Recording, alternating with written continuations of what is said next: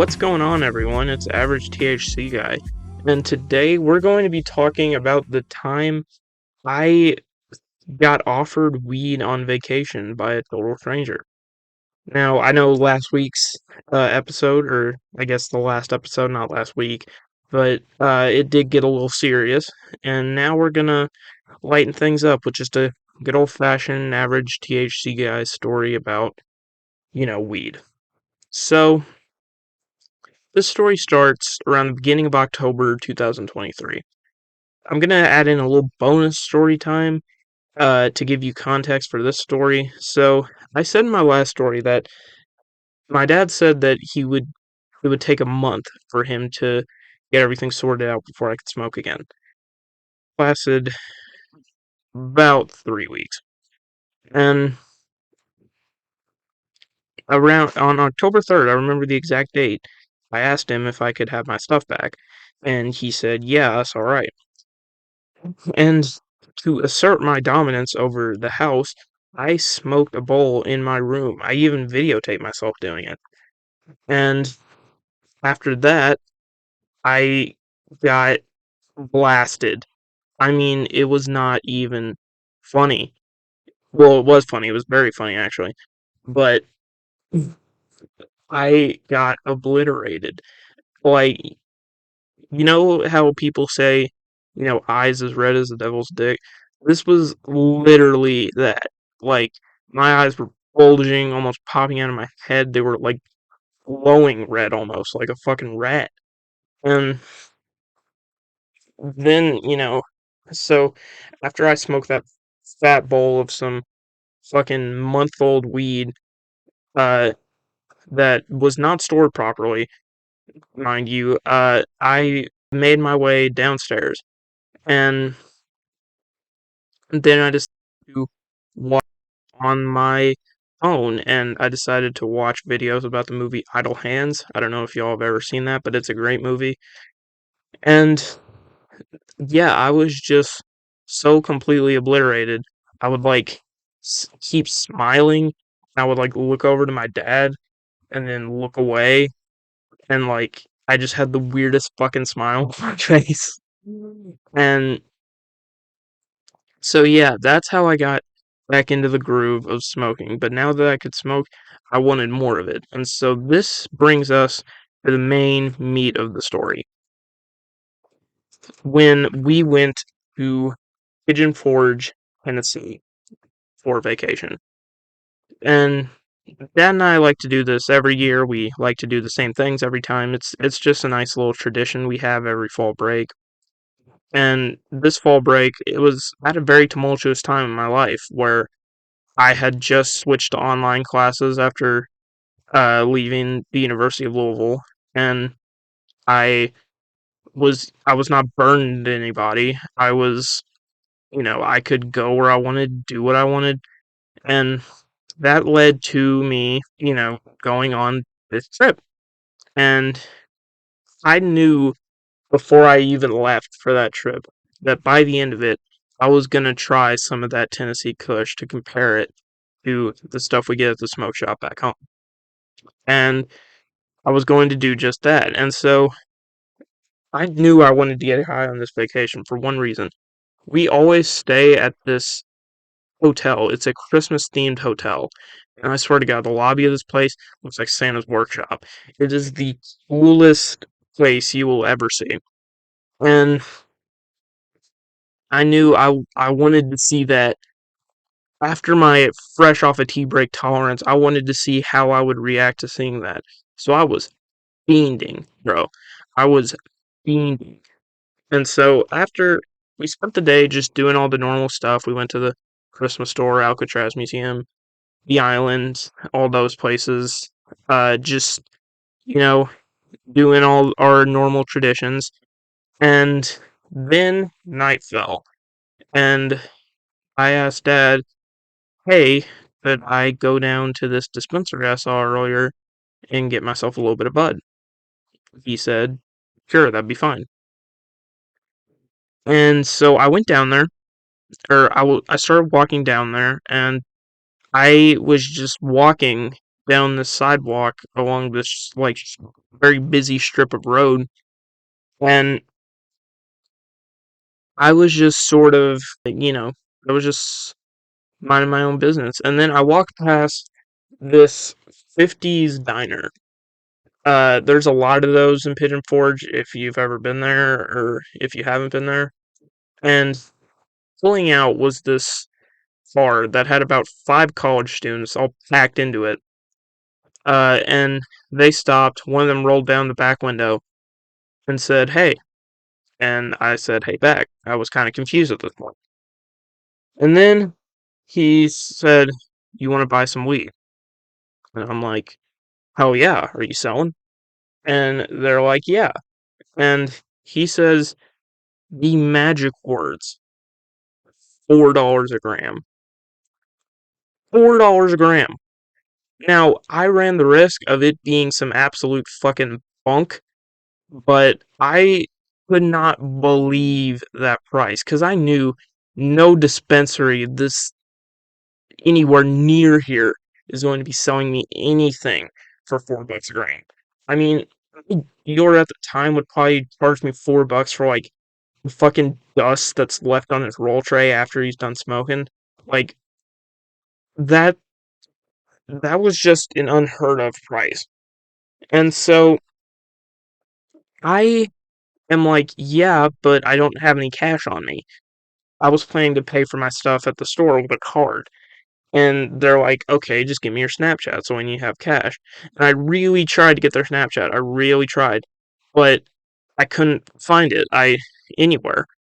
And there was someone pulling up behind them, so they had to go. And I just was hoping that maybe I could find them later in a chance that I could, score some bud and maybe you know, have a nice trip while I'm at this beautiful Christmas hotel. And but after that, I did go to the dispensary. And inside, it was a very nice, sleek sort of places. You know, like those CBD clinics that are like really sleek. Everything's behind like glass, and there's a lot of. I keep saying I'm sorry. There's a lot of, it's all very neat. And behind him, behind the person at the register, there was a shelf with a bunch of pre rolls on them.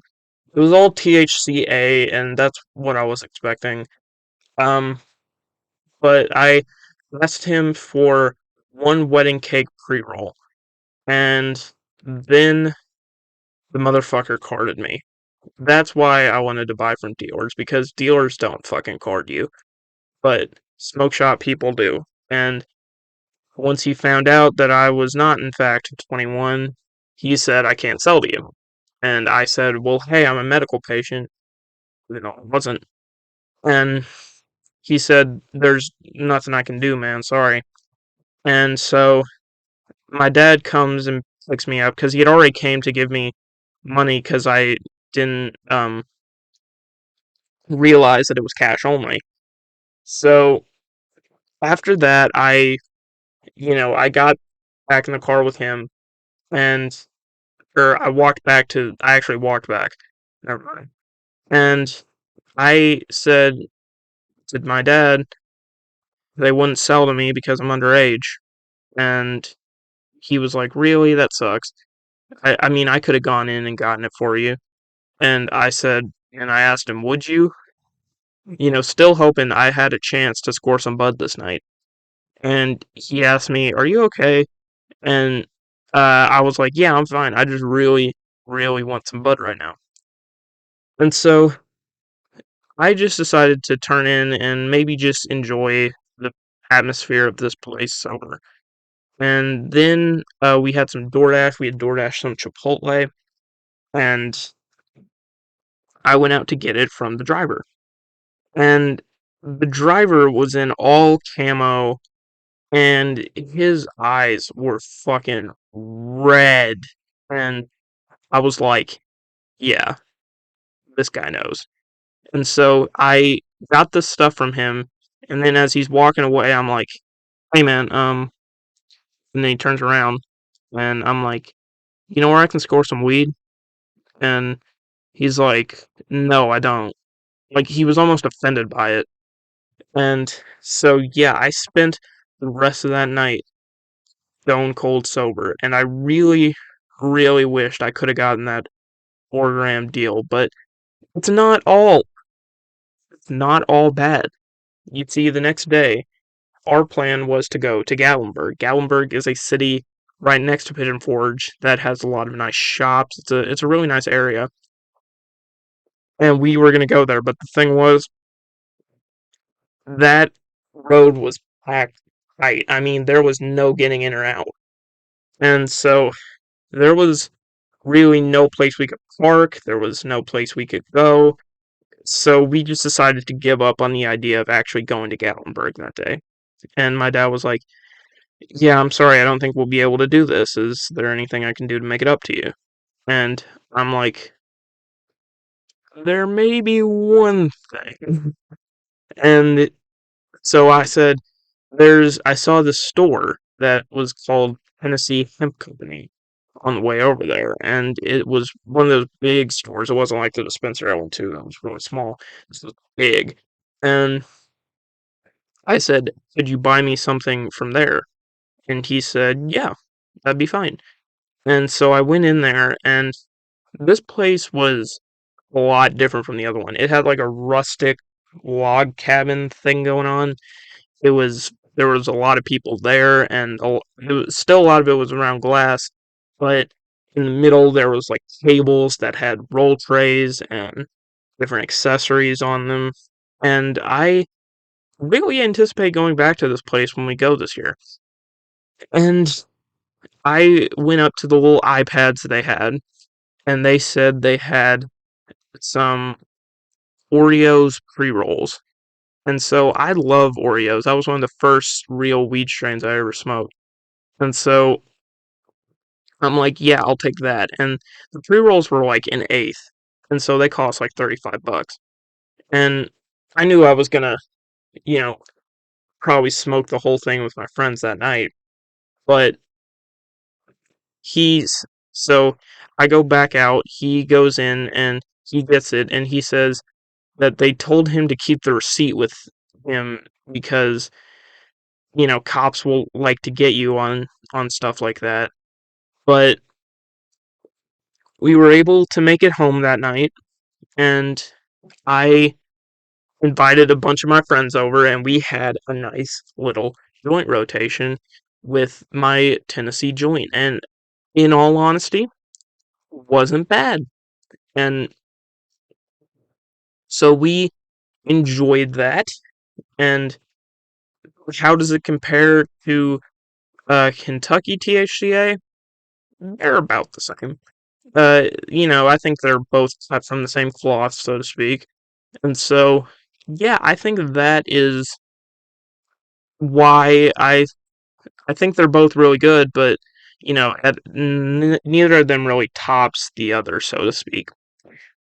And after that,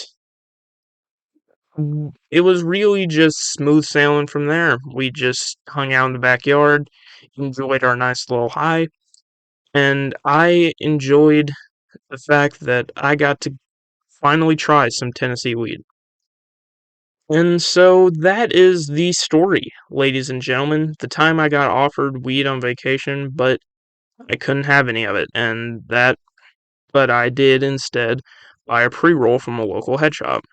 Moral of the story, I don't really know. I was about to, run the risk of buying some Absolute Reggie just because I was transfixed on this number that I had never heard before.